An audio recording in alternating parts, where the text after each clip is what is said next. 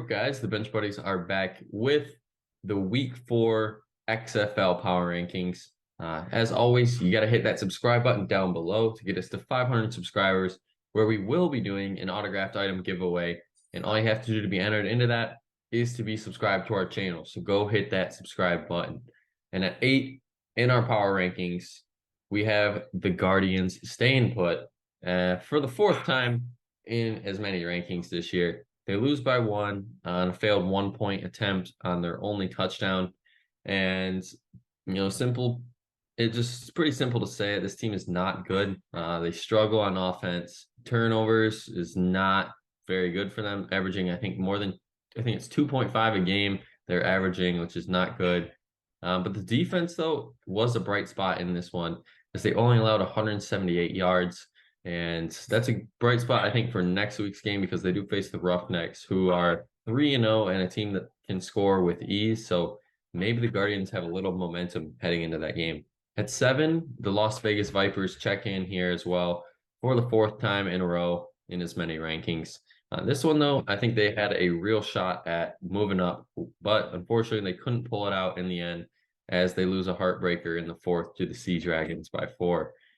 They gave up that late touchdown to seal their fate, and they just couldn't get anything going with 46 seconds left on the clock to get a drive and possibly get in the end zone. But this one was on the defense, not being able to contain the Sea Dragons, as Ben DiNucci had a game. The defense gave up over 500 total yards. But on the bright side, I think Brett Hundley really showed that he can be this team's quarterback moving forward and be pretty decent in this league. Getting 2 touchdowns, not making any mistakes through the air. And Jeff Badgett was his top target with 93 yards and a touchdown. So maybe the Vipers have a little momentum going into next week, but they also face the Defenders, who are 3-0, and that's going to be a tough game for them. At 6, the San Antonio Brahmas dropped down 2 spots after a very ugly loss to the Roughnecks on the road. The offense didn't really do anything at all. The defense, though, struggled in the first half, giving up 22 points. And then after that, they came out and shut them out in the second half, giving their team a chance to win. But unfortunately, the offense just couldn't get anything going throughout the whole game, and they kind of, let them down there in the second half. But Jack Cohen didn't do anything at all in this game. The offense totaled 98 rushing yards and a touchdown. It was just a very pitiful performance for the Brahmas as they look to rebound against the Sea Dragons. And with those Sea Dragons, they're moving up to 5 here with a big win over the Vipers. And they get that first win in an exciting game for them, as the offense just goes off, finishes on a 21-6 run. Josh Gordon still proves that he's got it with over 100 yards receiving and 2 tutties. Morgan Eliason had a great game. Ben DiNucci, as I said earlier, just went off with 4 touchdowns. And he has looked like he has been the best quarterback in XFL this year, and possibly XFL history. I think he's on pace for 2,800 yards, which would be an XFL record from all the seasons they've had before. And this team gives me hope that, you can start out 0-2 and still make the playoffs, because it is only a 10-week season, and the top 2 teams from each division make the playoffs. And the Sea Dragons are only a game behind. So if they get that win against the Brahmas, sitting there at 2-2, they got a lot going forward for them. At 4, the Renegades move up as well with 1 spot with their win over the Guardians. It was an ugly game, but a win is a win, and I think that's really all you can take away from this one for the Renegades. You might want to burn the tape a little bit, besides a few good plays, but Kyle Slaughter made his first start in the XFL after not starting weeks 1 and 2. Put him in there, and he played pretty well. They didn't ask too much of him, but he made the right reads and had some good plays. So I think he will be, taking a learning step moving forward. And, they got to face the Battlehawks next week, which will be a tough game for them on the road in St. Louis. That dome will be rocking. So we're really going to see next week what these Renegades are made of. And if they can go in there and get a win, I think you're looking at a top 3 team next week. And at 3, we have those St. Louis Battlehawks losing a heartbreaker to the Defenders.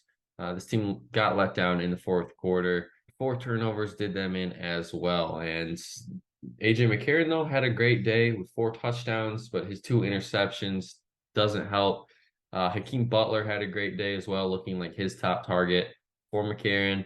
And something that got unnoticed was Darius Shepard having 5 good kickoff returns for 190 yards total with a long of 72. And that doesn't go unnoticed. We saw Cavante Turpin get signed from the USFL, this year for the Cowboys and was the key return man. So for Darius Shepard, it's a good sign that someone is, being able to return kicks in this league where it's very different. At two, staying put at two for the fourth time this year are the DC Defenders with that thrilling win over those Battlehawks that I just talked about. They stay hot with that big win, staying at 3-0. The only downside I would say is the offense turning it over 3 times. They need to clean that up. They got the Vipers this week, which should be an easier game compared to last week, but you never know in this league, and you always got to play your best. So they could definitely got to clean it up on the offensive side of the ball, but the defense has been doing great. Pick six this week. I think they had one in week 1 as well, forcing 4 total turnovers. I just think, though, when this team is down, it's going to be tough for them to get back into it just because Jordan Ta'amu really hasn't shown me that he can be a top tier quarterback in this league. I think right now he's just getting the job done, being a real system quarterback and putting his team in a position to win. But I don't think they can count on him just yet to lead them down the field and get the win if they were trailing. And at 1 for the second straight week, the Houston Roughnecks check in here with their win over the Brahmas.